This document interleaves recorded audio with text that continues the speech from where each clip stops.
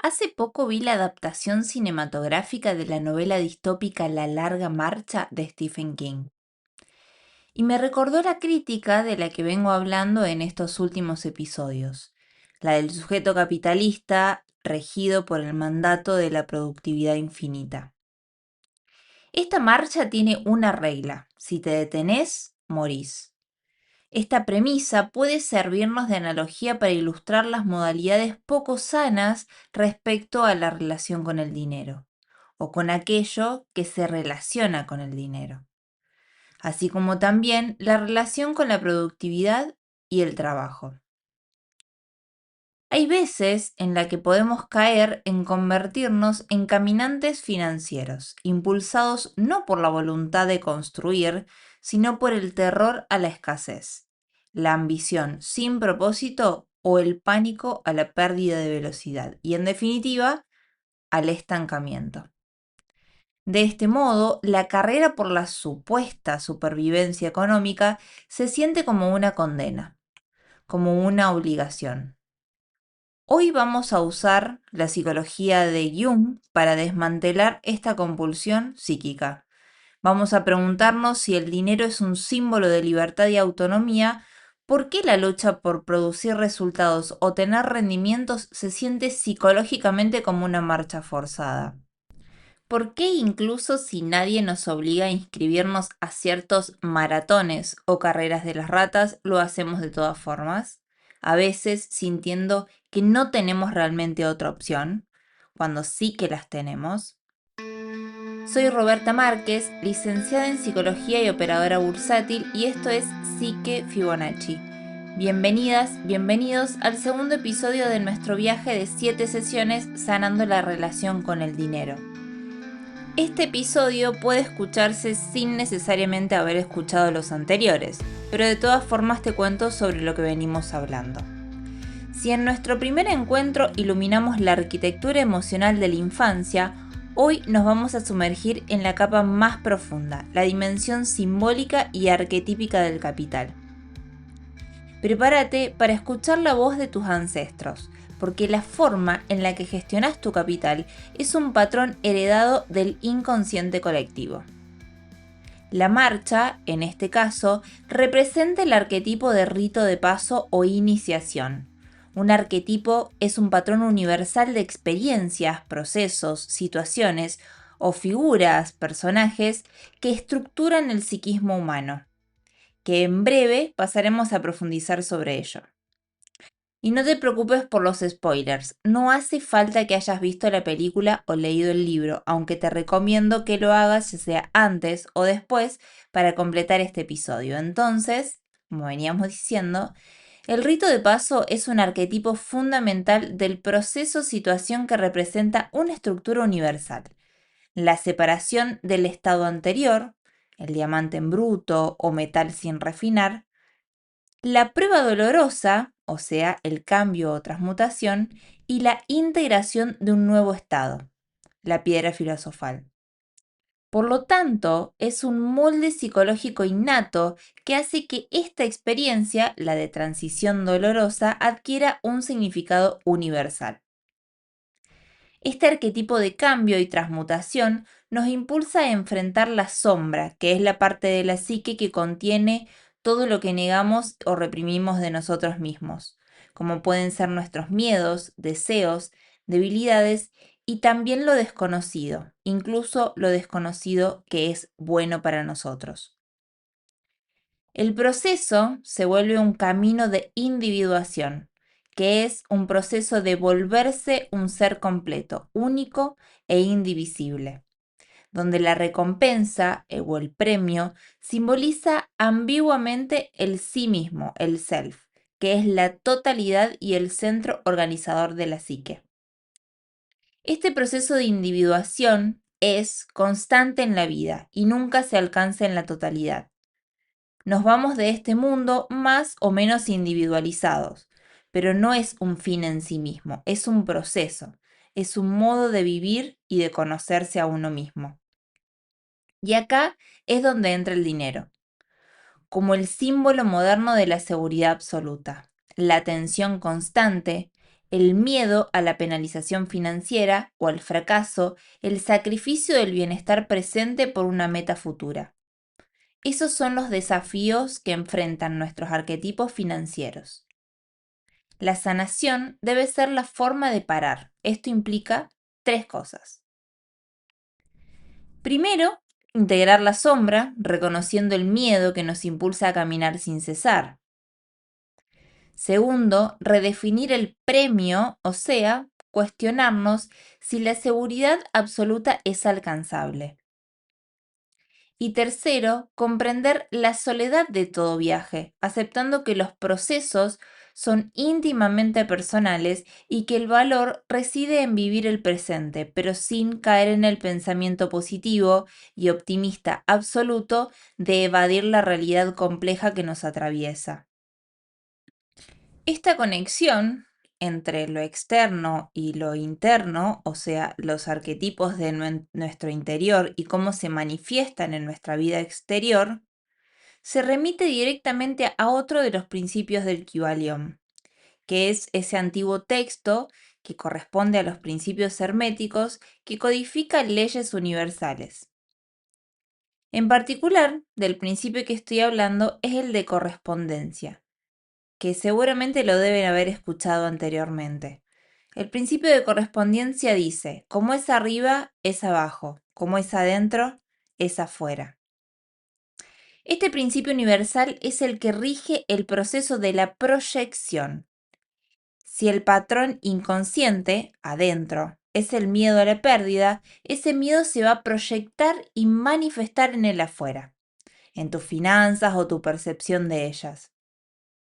La psique no elige proyectar. La ley de correspondencia se cumple automáticamente hasta que el individuo interviene con la voluntad consciente para sanar el complejo. El dinero es, ante todo, en estos casos, un símbolo cargado de significados. Es el agente que media la supervivencia, el poder y la valía en la modernidad. Representa seguridad, libertad y a veces el gran peligro existencial. Vamos a profundizar un poco sobre esto. La visión económica estándar define al dinero como un medio de cambio, una unidad de cuenta o una reserva de valor. Pero el sociólogo y filósofo alemán Georg Simmel, en su libro Filosofía del Dinero, planteó que este instrumento es inseparable de cómo funciona la sociedad y la mente, sirviendo para medir las relaciones sociales y transformar lo cualitativo, o sea, las cualidades y valores abstractos, en cuantitativo, o sea, un número, una medida concreta de valor. Es decir, el dinero nos ayuda a ponerle una cifra, una medida, a cosas que antes solo se apreciaban por su valor intrínseco o sus cualidades. Y ahora vamos a sumergirnos un poquito más profundo en estas situaciones o patrones sociales y mitológicos. Y para esto vamos a recurrir al legado de Carl Gustav Jung y su psicología analítica. Jung nos enseñó que nuestra mente posee lo que llamó un inconsciente colectivo, que corresponde a una memoria ancestral de la humanidad, que por lo general se va transmitiendo culturalmente y funciona como una vasta biblioteca psíquica de experiencias que terminan compartiéndose socialmente.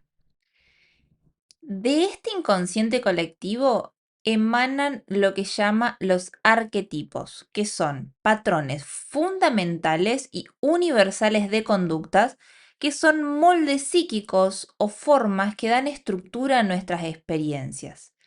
Son, por ejemplo, personajes universales que todos reconoceremos, como por ejemplo el arquetipo del héroe que emprende un viaje, se enfrenta a dragones, el de la madre que representa el cuidado y la nutrición, el del sabio que ofrece guía, etc. Pero estos patrones no se limitan a las historias, ya que en realidad son las historias las que representan vivencias del ser humano en relación con los arquetipos universales. Y como crecemos empapados estampados de estos mitos terminan dirigiendo cómo nos comportamos. Es por esto que tu relación con el dinero se formó en el gran teatro de la historia humana. La ansiedad por escasez, por ejemplo, no es algo nuevo, es la misma ansiedad por supervivencia que tenían nuestros ancestros, pero codificada en términos de saldo bancario o valor de mercado. La forma en la que manejamos el capital, por ejemplo, es una reacción instintiva e inherente a un patrón de conducta universal. Y para entender estos patrones, vamos a mirar sus raíces históricas en los mitos. La definición de mito es historia ficticia o personaje literario, artístico, que encarna algún aspecto universal de la condición humana y por lo tanto funciona como una narrativa arraigada culturalmente y transmitida por las sociedades hasta el día de hoy con la finalidad de explicarnos la estructura del mundo y psicológicamente funcionan también como guiones internos que nos dan sentido sobre la vida, la muerte, el poder y por supuesto también el dinero. Por ejemplo, si creciste escuchando que el dinero corrompe, el mito cultural al que podríamos remitirnos es el del rey Midas, que tranquilamente puede representar el arquetipo del avaricioso. El cuento del rey Midas habla de un rey cuyo deseo cumplido de convertir todo lo que tocara en oro se convierte en una maldición al no poder evitar transformar hasta su comida y su propia hija en este inútil metal. El mensaje que le llega a nuestro inconsciente es el que, cuando solo te obsesiona acumular, tu vida se vuelve algo frío e intocable, llevando a que este guión interno de la corrupción se aplique a las creencias que van a influir en tus acciones, lo que puede forzarte, por ejemplo, inconscientemente a sabotear tu propia riqueza. Y ahora nos vamos a ir al otro extremo. Por el contrario, hay otro mito, familiar o político-cultural, que es el de trabajador insaciable. La estructura mental, en este caso, se guía por imágenes similares a la del mito de Sísifo, que recomiendo leer el ensayo que al respecto escribió el filósofo existencialista Albert Camus. Y si querés profundizar, podés leer el libro El extranjero y, por qué no, si te querés poner un poco más absurdista, ver la película de Nicolas Cage, Dream Scenario, y contarme qué te parece en relación a lo que venimos viendo en este episodio y en este podcast. Pero volviendo a Sísifo, él fue castigado a empujar eternamente una roca cuesta arriba, solo para que cuando llegue a la cima, verla caer hasta abajo y tener que bajar para volver a empujarla en la cima.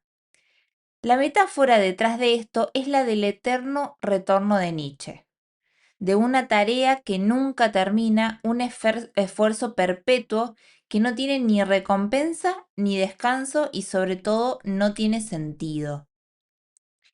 Esta creencia nos puede llevar, por ejemplo, a una filosofía de vida atada al esfuerzo sin recompensa ni propósito por imposición, o a impedir el autocuidado que deviene del ocio y del disfrute, condenándote a una perpetua marcha.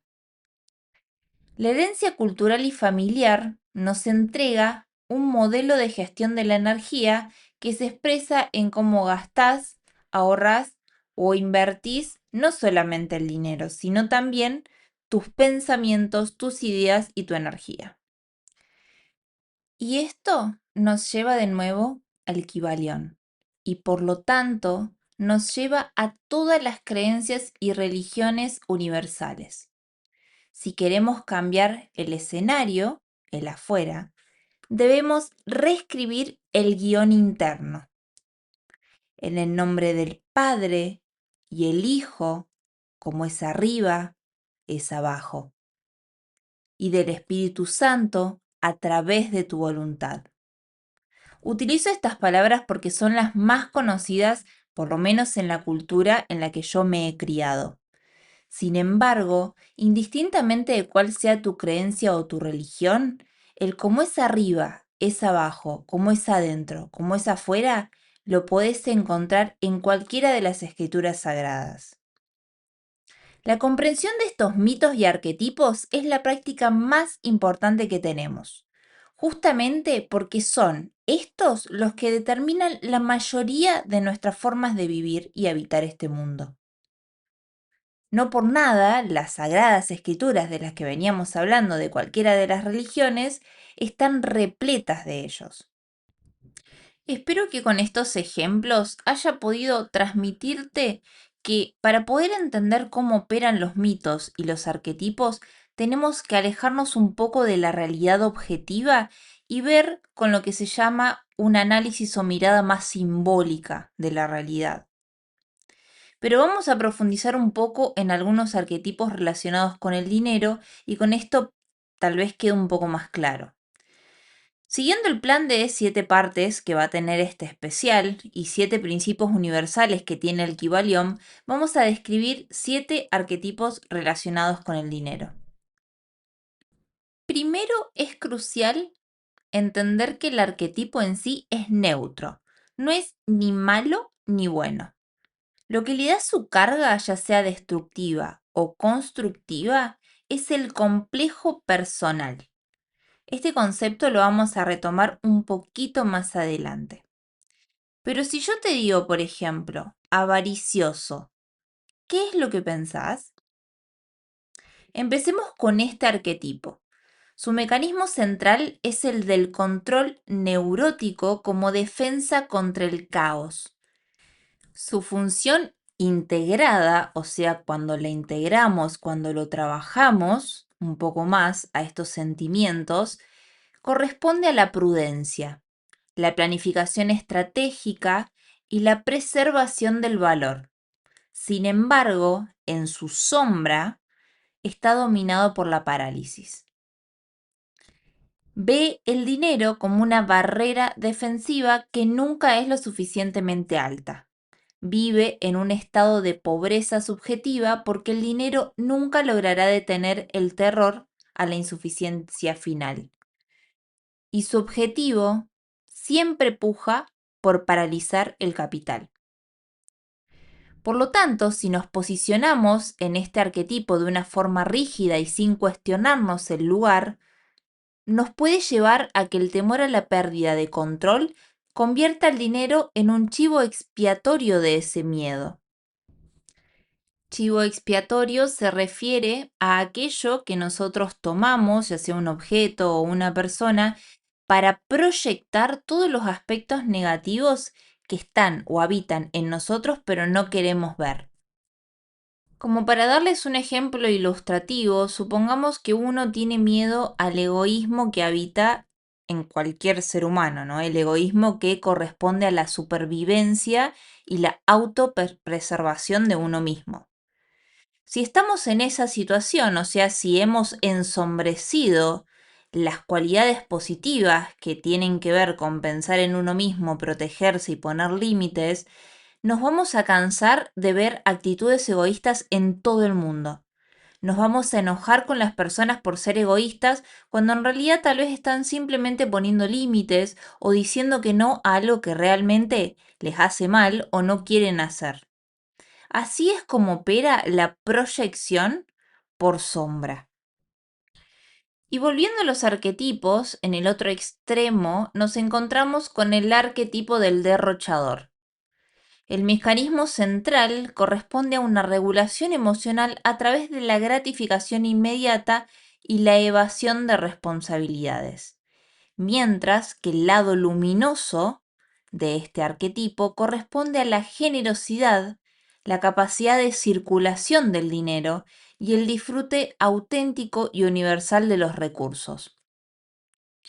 El derrochador utiliza el dinero como un mecanismo de regulación emocional, lo que nos puede llevar, por ejemplo, si estamos posicionados en este arquetipo de una forma muy rígida, a gastar impulsivamente o intentar llenar los vacíos internos con aceptación social mediante transacciones económicas. De esta forma, el dinero se quema rápidamente porque el vacío emocional que intentamos cubrir es infinito. En estos casos tenemos que preguntarnos, cuando tenemos un gasto descontrolado, cuál es la emoción o qué conflicto estamos intentando comprar para que se calle. Otro de los arquetipos financieros es el del mártir. El mártir se define por el sentimiento de culpa en torno al capital. Su sombra o sus aspectos negativos son el autosacrificio como fuente de valía moral y negación de la autonomía o responsabilidad. Su luz o integración, en cambio, es el servicio, la contribución desinteresada y el apoyo consciente a los vínculos. El arquetipo del mártir se fundamenta en la creencia inconsciente de que el bienestar financiero es egoísta. Puede llevar a regalar dinero excesivamente o asumir deudas ajenas porque su valor se mide por el grado de sufrimiento económico que tolera. Esto lleva a mantener relaciones de codependencia. El mártir lo que busca es valor moral a través de la privación y el sufrimiento. De la culpa del mártir pasamos a la negación de la responsabilidad con el arquetipo del inocente financiero. En su sombra nos encontramos con la negación de la responsabilidad adulta ante la complejidad, pero en su luz nos encontramos con la confianza, la fe en la propia capacidad de gestión y aprendizaje genuino.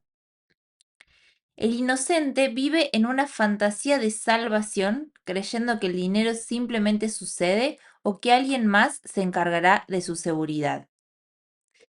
Este arquetipo representa una ignorancia autoimpuesta en sus estados de cuenta o inversiones. Esta pasividad termina siendo una deuda con el desarrollo personal y es la negación del crecimiento. Pensar que siempre va a haber un padre o madre financiero que salve. Otro patrón de control, pero esta vez sobre los demás, es el arquetipo del tirano o gobernante financiero. Su mecanismo central de sombra es el dinero como extensión del poder del ego para coaccionar y dominar. La función integrada es el liderazgo, la capacidad de crear estructuras estables y la administración justa de recursos. El tirano utiliza el dinero como una herramienta de poder, control y coacción sobre los demás. Exige una rendición de cuentas excesiva o manipula emocionalmente a través de la amenaza de escasez. Para el tirano, el dinero es su identidad y cualquier vulnerabilidad financiera es una amenaza existencial. Luego tenemos al arquetipo del héroe financiero, que está impulsado por la voluntad de conquistar el mercado. En su sombra encontramos la arrogancia, la sobreconfianza y la impulsividad, mientras que en su luz está la disciplina y el valor para ser perseverante frente a los desafíos. El héroe ve las inversiones como una batalla, lo que puede llevar a grandes logros, pero en su sombra desprecia las reglas, desprecia el fracaso, empujando los límites del riesgo. El problema del arquetipo del héroe es que solo se siente valioso cuando está ganando una batalla y cuando pierde el derrumbe es total. Y el último de los arquetipos que voy a presentar es el del mago financiero. Su mecanismo de sombra es la búsqueda de la fórmula secreta, la ilusión del control místico sobre la complejidad, y su función luminosa es la transformación, la capacidad de ver patrones complejos y de generar soluciones innovadoras. El arquetipo del mago no ve el dinero como una batalla, sino como un misterio a resolver. Se enfoca a encontrar el santo grial de las inversiones, obsesionándose con teorías complejas o con la idea de que hay una fórmula que nadie más conoce. El mago que está desequilibrado puede caer en la fantasía ignorando los principios básicos de las inversiones, por ejemplo, buscando fórmulas mágicas en lugar de aceptar la simple disciplina. Ahora, una aclaración. Cuando nosotros vemos una película de fantasía, por ejemplo, o leemos un libro, estamos acostumbrados, justamente por este mecanismo de proyección, a identificarnos con algún arquetipo. Sin embargo, todos los arquetipos nos habitan y nos atraviesan. Entonces, cada vez que veamos una película o un libro, lo que está bueno preguntarse es qué parte mía, qué parte de mi persona, de mi personalidad, de mi psiquis, es representada en tal arquetipo o en tal otro. Y para esto nos preguntamos, ¿qué hace que estos patrones universales que nos habitan a todos nosotros se vuelvan tan destructivos en nuestra vida personal? Y esto nos lleva a la distinción entre arquetipo y complejo. Ahí donde el arquetipo es un patrón universal, el complejo es personal. Es el resultado de que el arquetipo se cargue con nuestras experiencias personales y se moldee por nuestras historias. La definición que da Jung a complejo corresponde a cúmulo de ideas, imágenes y recuerdos con fuerte carga afectiva que posee autonomía y tiende a actuar fuera del control del yo consciente. Es fundamental entender aparte que el complejo es como un mini ego que en sí mismo secuestra la voluntad consciente del yo. Nos obliga a tomar decisiones que objetivamente nos perjudican porque su única misión es mantenerse activo, sobrevivir y no cambiar nunca. A menudo en la fantasía o incluso en las sagradas escrituras, el ego suele representarse como un dragón. Esta entidad oscura se manifiesta en la ficción también como sombras arquetípicas a las que el héroe debe enfrentarse. Por ejemplo, es la codicia de Smaug en El Hobbit, la voluntad de poder narcisista de Lord Voldemort que teme a la muerte y busca la inmortalidad a través de la fragmentación de su alma, el orgullo trágico o ibris del héroe mitológico que desafía a los dioses, o el autoritarismo omnipotente del personaje del Mayor en la película La Larga Marcha, cuyo ego es la propia regla distópica que exige la sumisión y la aniquilación de la humanidad en pos de un premio que es en sí mismo vacío. Este complejo se oculta y opera también a través de la persona, no solamente a través de su sombra. La persona, como habíamos visto en episodios anteriores, corresponde a la máscara social que creamos. Ejemplo, el responsable, fuerte, productivo, efectivo, etc. El complejo nos obliga a identificarnos totalmente con esta máscara, utilizándola como un sistema de defensa rígido y negando todo lo que está en sombra. El disfrute, la ligereza, por ejemplo, porque contradice con el complejo. Volvemos a el ejemplo de que cuando estamos viendo una película o leyendo un libro, nos identificamos solamente con los personajes que tienen alguna característica que nosotros o añadimos o queremos añadir a nuestra persona. Y lo que es el malo o el villano o aquellos personajes que despreciamos, por lo general tienen características que nosotros hemos relegado a nuestra sombra. Este secuestro de nuestra voluntad se da a través de lo que llamamos la repetición compulsiva, que es esa necesidad biológica del inconsciente de recrear una y otra vez el trauma original o la situación de conflicto en un intento fallido de dominarla o resolverla. Los patrones que repetimos de autosabotaje no es por ser irresponsables, por ejemplo, o inconscientes, sino que lo repetimos porque nuestra psiquis tiene la necesidad de procesar y transformar esas vivencias. Si el ego impide la transformación y se queda en la idea de rigidez y estabilidad, proyectando todo lo malo afuera, la vivencia se repite incesantemente hasta que sea procesada o nos domine. Y esta repetición que se relaciona directamente con el eterno retorno de Nietzsche, el filósofo, corresponde también al ouroboros financiero. Termina convirtiéndose en una trampa psíquica que consume nuestra energía vital, instaurando un sistema totalitario que sabotea activamente otras áreas de tu vida para preservar su propia existencia. Al final, la larga marcha nos deja una verdad ineludible. La carrera externa es un reflejo de nuestro miedo interno. Este principio del que hablábamos, del Kybalión, como es adentro es afuera, nos enseña que la presión incesante es el eco de uno o varios arquetipos no resueltos.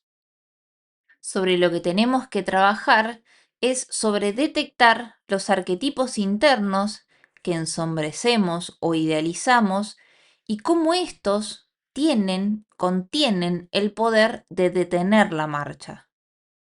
La práctica que tenemos que cultivar es la de la voluntad consciente de tratar siempre de reescribir los guiones, tratar de ejercer soberanía sobre el principio de que, si se ignora, va a determinar nuestras proyecciones.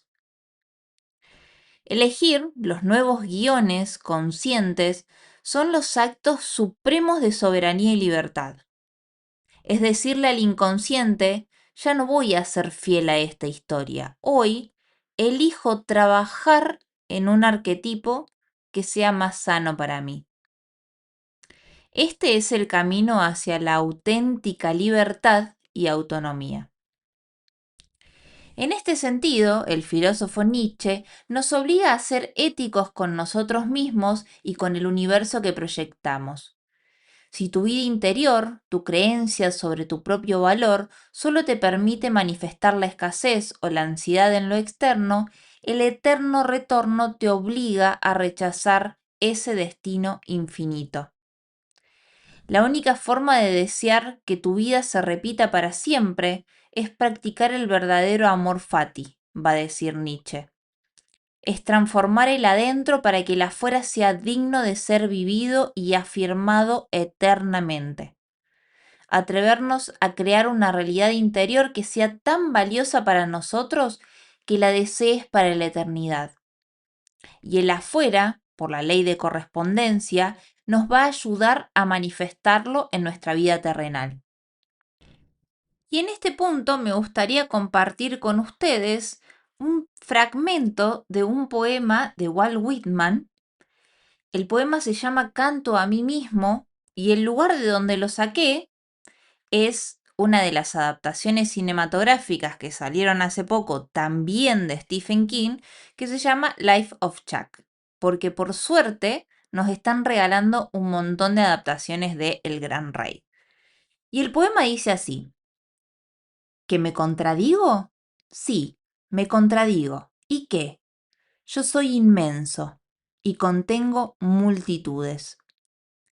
Y esto representa un poco lo que veníamos hablando sobre los arquetipos en el sentido de que todos ellos habitan adentro nuestro y por lo tanto todos ellos representan potencial.